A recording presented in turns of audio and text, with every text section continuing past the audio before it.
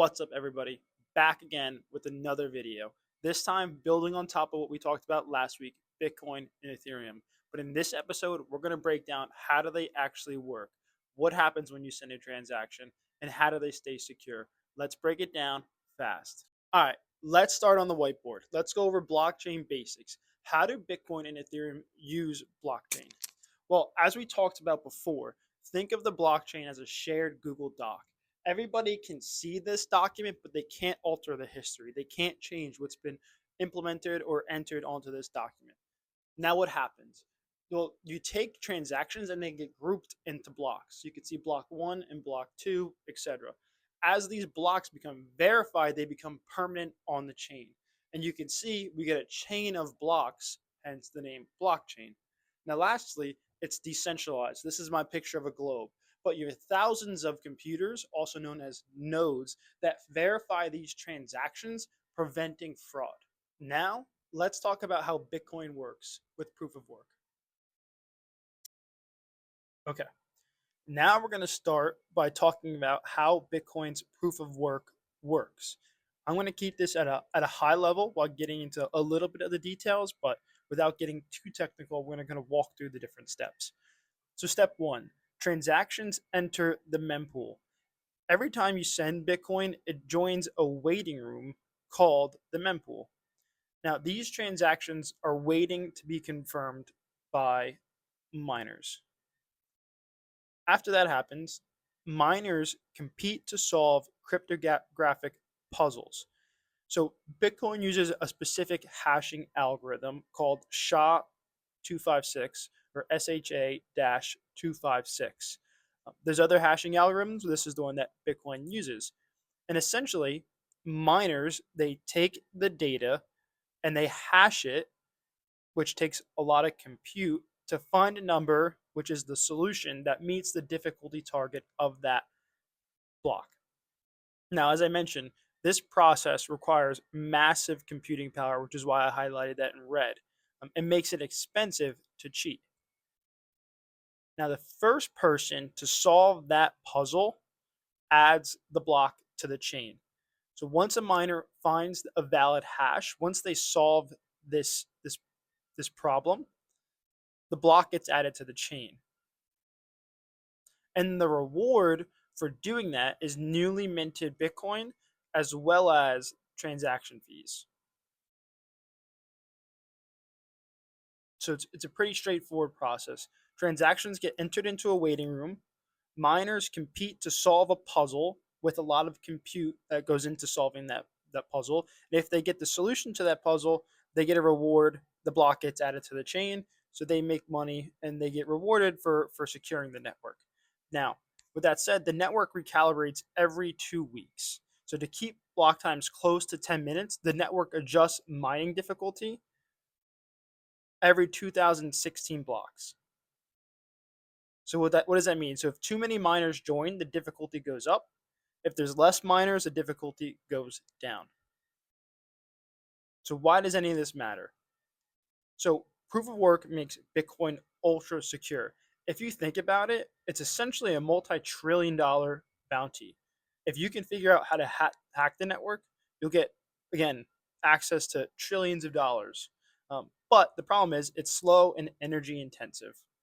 And reversing transactions is nearly impossible. Again, as I mentioned, it's a pretty significant bounty. If you can figure out how to hack, if you can get 51% of the network, you can double spend. But to this date, this has not happened. Now, we're going to take a look at Ethereum and how Ethereum works. Okay, how does Ethereum's proof of stake work? So the first thing to know is that in this case, validators replace miners. There's no validators or there's no miners in the Ethereum network. There are validators. So instead of competing with energy, Ethereum's proof of stake relies on validators staking ETH. And validators are randomly selected to propose new blocks. And that's the key. That you don't want to favor any one validator within the network, so they're randomly selected. Now, why staking ETH? Staking ETH equals skin in the game. You have to be invested in the network. With Bitcoin, that was compute and using a lot of energy to do compute. And ETH, or any proof of stake system, it's the staking that is the skin in the game. And in this case, with Ethereum, to become a validator, you must lock up 32 ETH. Now, I put Rocket Pool here because there are other protocols that are developed where you can pool with others to be a part of staking with less than 32 ETH. And we'll go into that in other videos. Now, a couple other things to consider with staking ETH. If you act dishonestly, you lose a portion of your staked ETH. That's called slashing. And if you think about it, it creates an economic penalty for bad behavior. And it's all about, at the end of the day, incentives. Do you want to incentivize or de incentivize um, people to behave in the network, people to behave appropriately? Next, the network uses committees for consensus. So, what does that mean? Every block, a random group of validators, also known as committee, votes on the next valid block. If 66% or two-thirds of the validators agree, the block is then finalized. Unlike proof of work, finality is much faster. So, blocks confirm in seconds, not minutes. And ultimately, as you can see at the end, as we'll walk through it, that leads to more transactions per second. So, next, energy efficiency and scaling benefits. Proof of stake, again, does not require energy intensive mining. That was one of the reasons that Ethereum migrated from proof of stake to proof of work to proof of stake. Again, is to reduce the amount of energy it requires to mine. The network, again, can process more transactions per second, TPS. So again, around 30 transactions per second currently, but with layer twos, you can get up to 1,000 plus transactions per second. So why does all this matter? So proof of stake allows Ethereum to be faster, more efficient, and scalable. However, it introduces new risks, and some of those risks are the centralization of staking and lower security guarantees compared to proof of work. Now we're going to compare the two. All right, let's finish up on the whiteboard figuring out what is better, proof of work versus proof of stake. Starting with security versus energy trade-offs. So Bitcoin, guess what? Higher security, but with that comes a decrease in speed and an increase in energy usage. ETH has an increase in speed, but it introduces a new variable, trust in validators.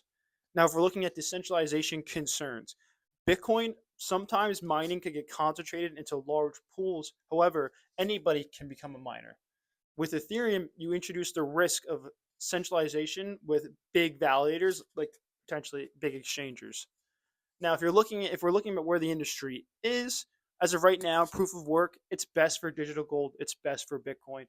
Proof of stake, ETH, and a lot of other L1s operate off of proof of stake because it's best for applications and smart contracts. Potentially in the future, could there be some hybrid models? Sure, but also there could be increased security guarantees for proof of stake, making people more confident in that type of network. So, what did we accomplish? What did we learn? Well, now you have a high level overview about how Bitcoin and Ethereum work, both proof of work and proof of stake. Next time, we're going to dive deeper into the Lightning Network and the other layer twos to figure out how both of these networks can scale. Again, the end goal is more transactions per second. How can proof of work, how can proof of stake both scale to have more transactions per second? We're going to talk about that next in the next video. So be sure to subscribe. Again, we're going to keep it 5 to 10 minutes talking about the basics. Subscribe to the Crypto Playbook. See you next time.